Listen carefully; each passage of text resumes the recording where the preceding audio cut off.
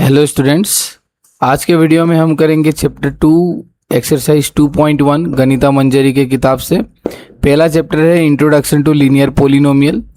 तो सबसे पहले जानेंगे हम लोग लीनियर पोलिनोमियल होता क्या है। लीनियर पोलिनोमियल ऐसा पोलिनोमियल है जिसका हाईएस्ट पावर वेरिएबल का मतलब कितना होना चाहिए, 1 होना चाहिए। ठीक है, अभी इसका जनरल फॉर्म आप देखिए। जनरल फॉर्म होता है ax प्लस बी,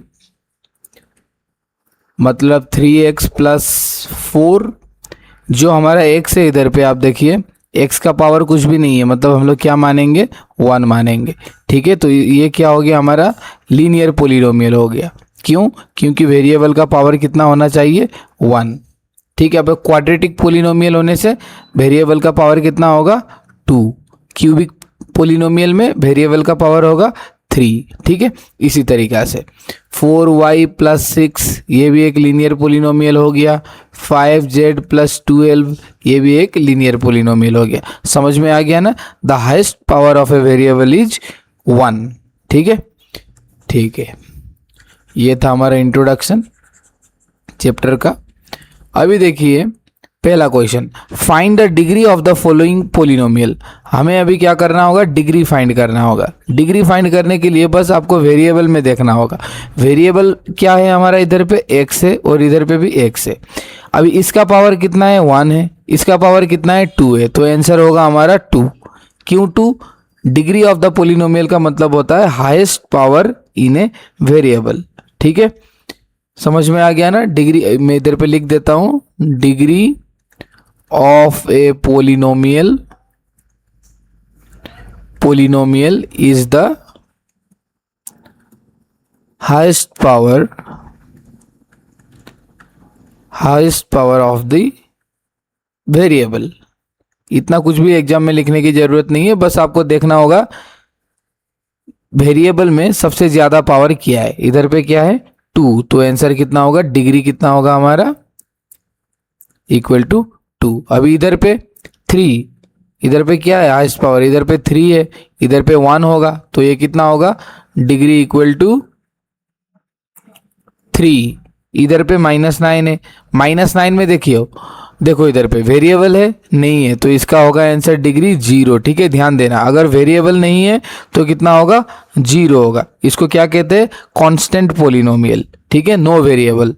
ठीक है, जिसका वेरिएबल नहीं होता है उसको कहते हैं कांस्टेंट पोलिनोमियल। ठीक है, तो इधर पे वेरिएबल नहीं है तो इसका आंसर कितना होगा, 0। अभी 4z माइनस 3 इसका पावर कितना होगा, 1। बताया था ना लीनियर पोलिनोमियल है, तो डिग्री कितना होगा इसका, 1। ठीक है, समझ में आ गया। ओके, अभी देखो क्वेश्चन नंबर 2।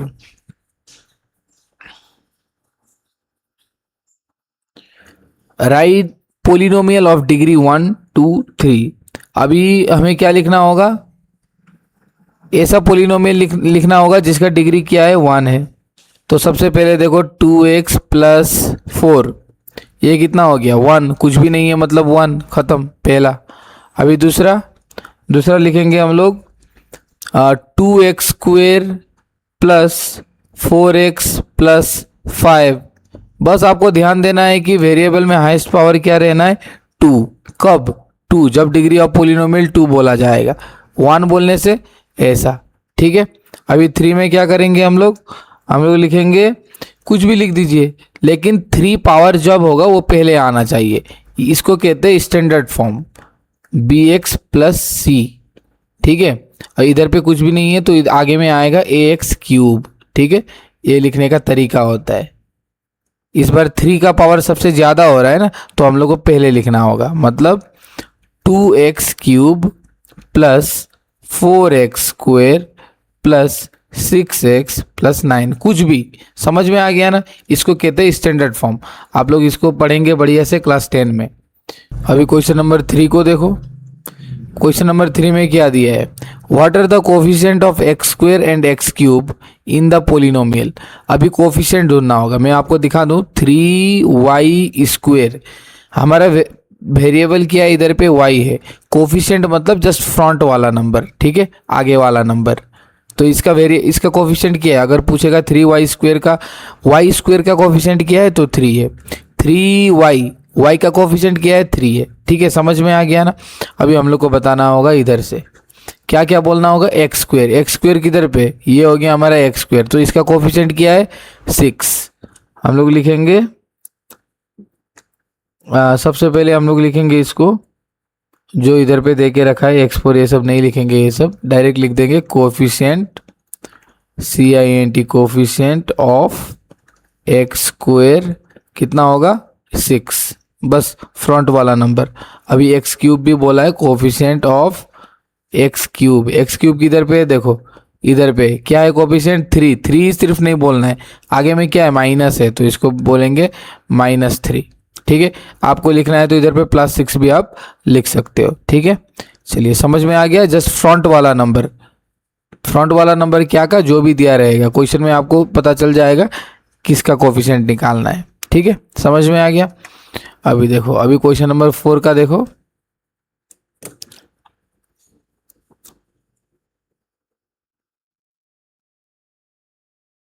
आपको लिखते जाना है, ठीक है, ये सारा चीज़ मैं जो अभी पढ़ा रहा हूँ, तब आपको इजी होगा समझने के लिए।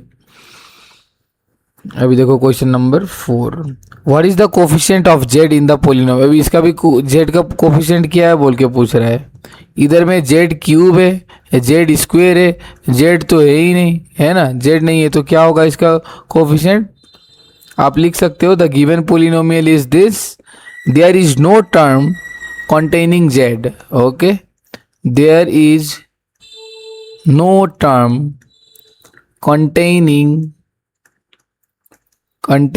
z और क्या z1 है ना, therefore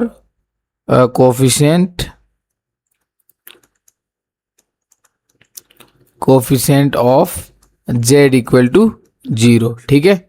अगर नहीं है जो आपको बोल रहा है, जैसे कि z बताया, z इधर पे है ही नहीं, तो क्या लिखेंगे 0 लिखेंगे, ठीक है।